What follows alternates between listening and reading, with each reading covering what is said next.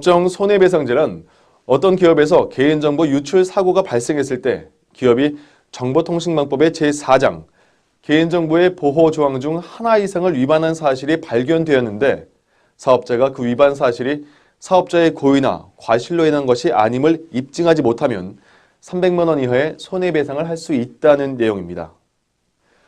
위반 대상 조항의 광범위함, 사업자 입증 책임, 실질적 피해 없이도 배상 가능한 것이 이 조항의 특징입니다. 게다가 이것은 법원이 적극적으로 손해액을 인정하라는 취지의 조항이므로 사업자의 법규 위험이 매우 커졌다는 사실에 유의해야 합니다.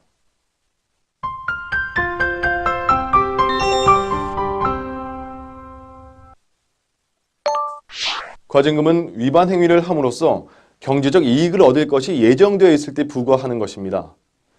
규정에 따르면 위반 행위와 관련한 매출액의 3%에 이르는 과징금을 부과받을 수 있는데 여기서 기준이 되는 매출액은 위반 행위와 관련된 정보통신 서비스의 직전 세계 사업연도의 연평균 매출액을 말합니다.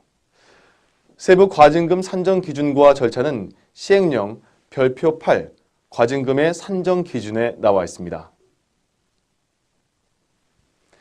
우리나라의 개인정보 관련 법체계의 핵심은 이용자의 사전 동의입니다.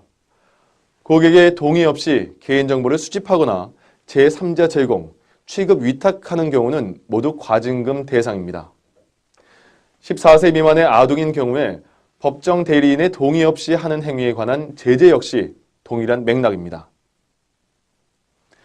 위탁자의 관리, 감독 소홀로 인하여 수탁자가 개인정보의 보호 규정을 위반한 경우도 과징금 부과 사항에 해당합니다.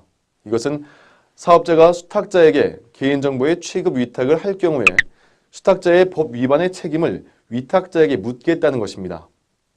같은 제25조 제5항에서도 수탁자가 개인정보 취급 위탁을 받은 업무와 관련하여 이 장의 규정을 위반하여 이용자에게 손해를 발생시키면 그 책임을 위탁자에게 묻겠다는 내용이 나오는데 이보다 한층 더 위탁자의 책임을 강화한 것입니다. 개인정보가 유출된 경우로서 개인정보 보호조치 미비한 경우라는 것은 앞에 나왔던 2년 이하의 징역 또는 2천만 원 이하의 벌금 처벌이 있던 조항과 거의 비슷합니다. 다른 점은 형사처벌을 받는 경우는 개인정보 보호조치의 미비와 개인정보 사고가 인과관계가 있을 때지만 과징금은 둘 사이에 인과관계가 없이 동시에 발생하기만 해도 적용된다는 점입니다.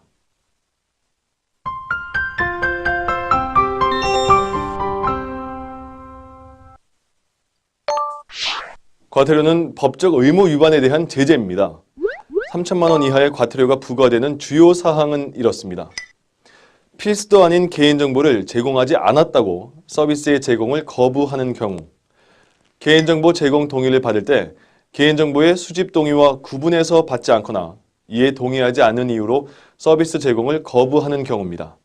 다시 말해 개인정보를 수집할 때에는 서비스 제공에 반드시 필요한 정보와 그렇지 않은 정보를 구분해서 받아야 하는데 고객이 필요하지 않은 정보를 제공하지 않는다고 하여 서비스 제공을 거부해서는 안 된다는 말입니다. 또한 개인정보의 취급 위탁이나 제3자 제공에 대한 동의도 개인정보 수집 동의와 구분해서 받아야 하는데 이에 동의하지 않는다고 하여 서비스 제공을 거부하지 말아야 합니다. 개인정보의 분실, 도난, 누출이 발생했다면 그 사실을 안 지 24시간 이내에 해당 고객에게 알리고 방송통신이나 한국인터넷진흥원에 신고해야 합니다. 앞에서 2년 이하의 징역 또는 2천만 원 이하 벌금의 형사처벌 대상이었던 개인정보의 기술적, 관리적 보호조치가 미비한 경우는 과태료 처분의 대상도 됩니다.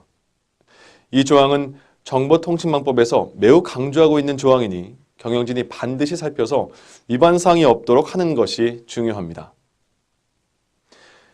2천만 원 이하의 주요 과태료 부과 사항은 주로 고객에게 알릴 의무를 위반하는 것과 관련됩니다. 여기 규정된 개인정보 취급 위탁이나 개인정보 관리 책임자 관련 내용은 모두 개인정보 취급 방침에 포함돼야 할 사항입니다. 따라서 개인정보 취급 방침을 잘 작성해서 홈페이지에 공개하면 됩니다.